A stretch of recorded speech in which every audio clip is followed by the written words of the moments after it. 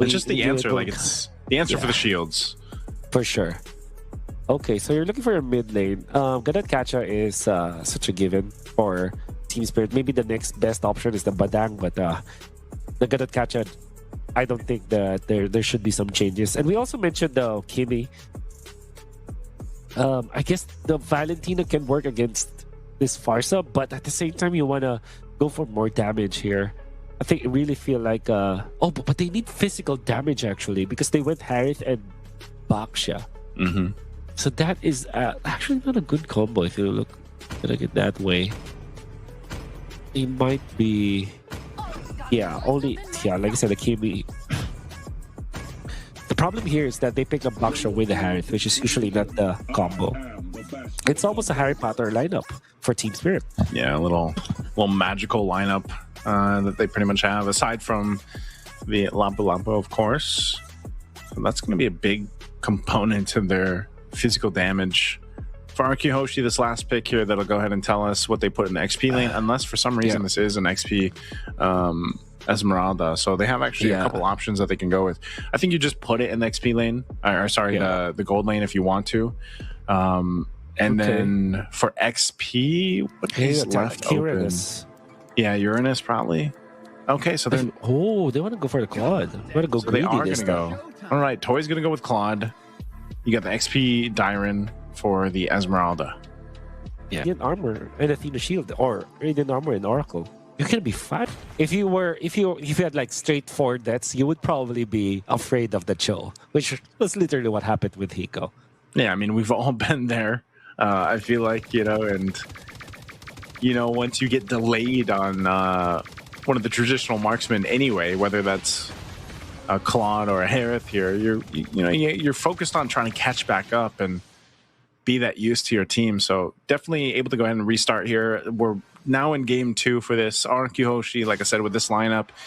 It will be interesting too, because pressure-wise, like, their physical damage is good. Magic damage-wise too, early game.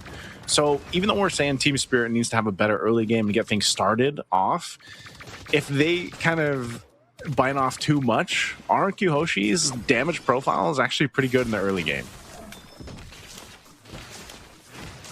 Oof. Going Toy.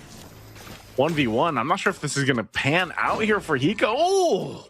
First blood going to the hands of Toy. That is not a good start again for Hiko here in game 2. Okay. So as we get through this game, early game already, being able to go ahead and start that is, man, Wolf, that first blood already for Toy. Wow, so bad. That's really, really bad, because we were already talking about how Team Spirit needs the early game to get going in for them, especially this Harith. And let's see if the Purify would have helped him in that situation, right? This probably wasn't... Oh my god, even Sawo's recall. I'm telling you, man, Idok's Cho. So weird. Oh, man. It's scary to deal with. This is looking bad for Team Spirit, dude. I think it's the far side of the show that has the priority in the mid lane, but at the same time, Kimi and Gotf, they're not pushovers either. This is a very strong combo, but we'll see how they will deal with the turtle. Dealing with this turtle, it's quite low. Susagen will be able to secure it. Feathered Airstrike drop down. There's the kick from Idok. He does fall though, but it's going to be a trade. The roam for roam. Battle spells used up as well. Got the revitalize out, and I think they're going to be happy with that. Again, objective secured for RQ Hoshi.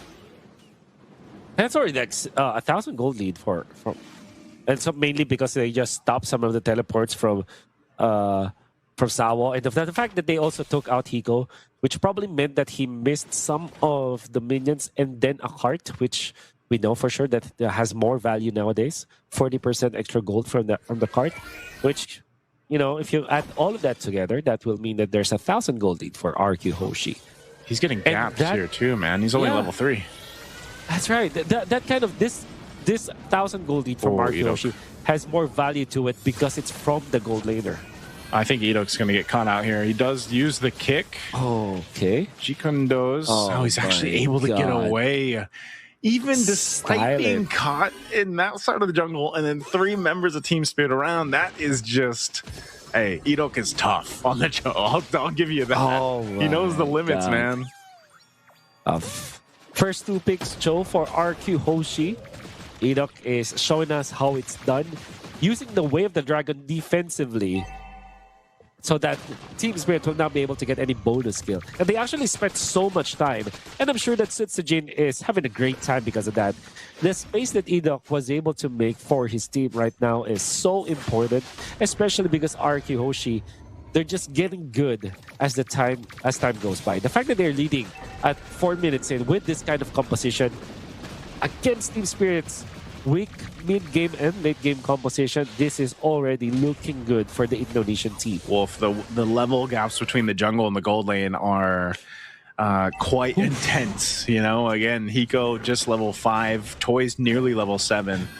He was maintaining that 2-level lead for a while, and again, the junglers, 3-level gap between the junglers right now. The fight for the second turtle. Breaking out, Sao's going to go for the charge, the unbreakable here on Rins. Turtle's going to be secured by Sutsujin. Again, Toyyy with that barrage. They keep him at bay. Dyrant trying to run.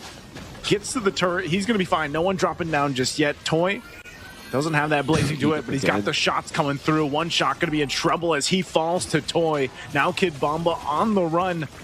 And they're still trying to get away from this. I'm not sure if they're going to find more. Starting up this purple buff as well. They do take that. Oh, even Edok getting in front of the backshot. There will be a little bit of a chase here, but Rince is going to be able to get out. Edok as well through the wall. And it's looking really, really easy for RQ Hoshi to get out of these team fights because of how well their advantage is. Yep. They're surviving for long enough, and also it's easier for them to disengage. Yeah, they can, and you know, at this point, this is where turrets start to fall. They're able to go ahead and get things on the map too, and if they can continue on, that's troubled territory to be in, man. RQ Hoshi just finding the wins where they can here.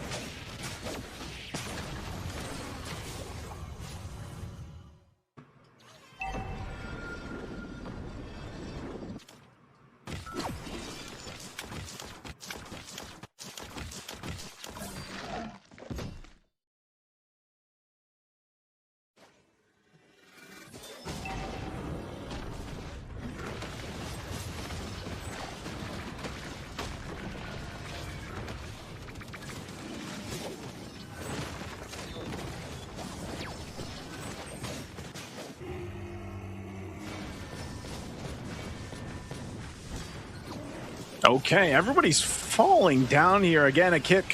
One shot going to be in trouble as he's focused down in the jungle. Sutsujin gets a kill. A big pickup, a big fight again for RQ Hoshi as they continue to put pressure here for Team Spirit. There we go. Just a second, Wolf will join me again. Man, RQ Hoshi not letting up. Now in the mid lane, Kid Bomba trying to hold down that mid lane. Purple buff going to be worked on here as it's taken. And now, once again, Sao falling. Now, even popping the Revitalize, attraction pulse thrown out, but the Thorn Rose going to keep Sutsujin alive and a kick defensively to disengage.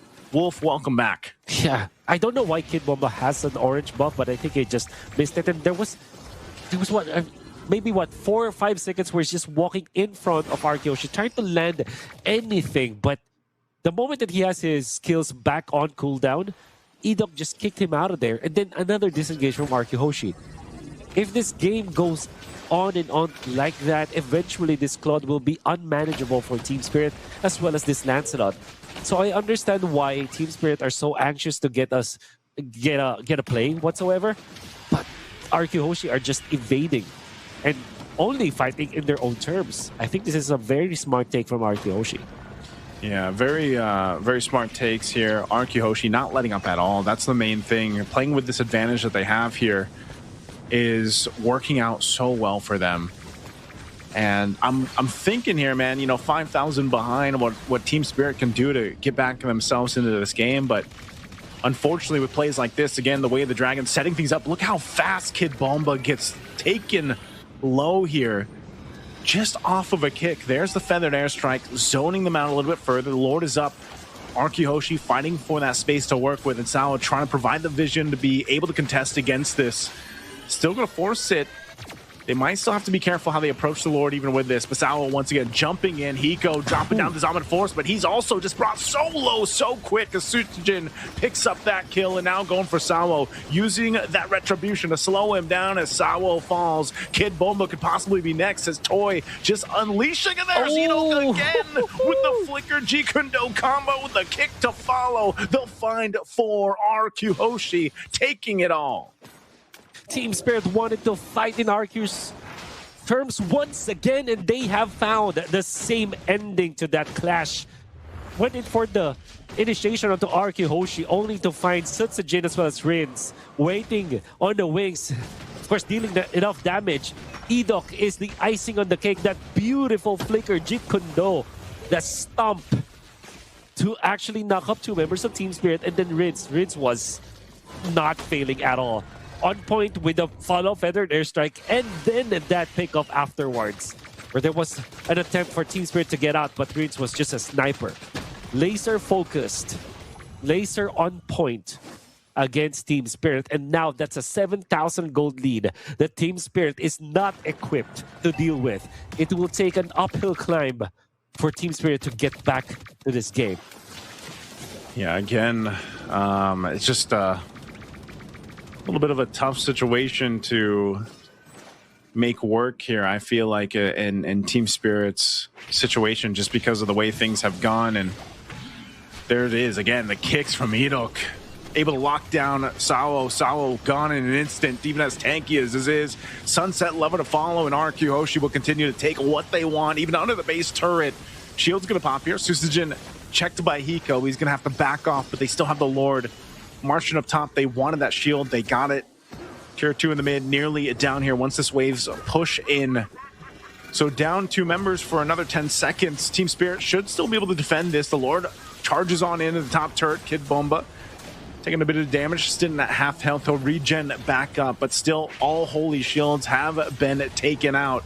A feathered airstrike drop down. Kid Bomba jumping in with the bravest fighter, trying to zone out what he can, and by the time that he can, he flickers. He's still going to be up though. So Team Spirit holding on to the base turrets. First pick Lapu-Lapu coupled up with the third pick Harif, and the disrespect to not ban the Esmeralda. You can see how Kid Bomba is struggling. After a quick combo against Arkyhoshi, already is half HP just because of the passive abilities of this Esmeralda. Oof. Again, fighting for the base turret. Susujin able to take down the top one now. Dairon getting caught. He might go down to the shot from Hiko, able to pick him up, and now forcing the fight again. A blazing duet from Toyyy, able to set it all up here in the base, and a kick from Edok again. They're looking for the wipeout. It's always only Sawo left alive, and Arkyhoshi knows it. With a wave pushing up top, it's only Sawo. As a guardian as he is, he won't be able to 1v4. The waves are going to be pushing on in. A feathered airstrike drop down, and again, Sawo falls. That's a wipeout, and Arkyhoshi will take the series in a sweep. But did say that this was a very dicey draft for side of Team Spirit, and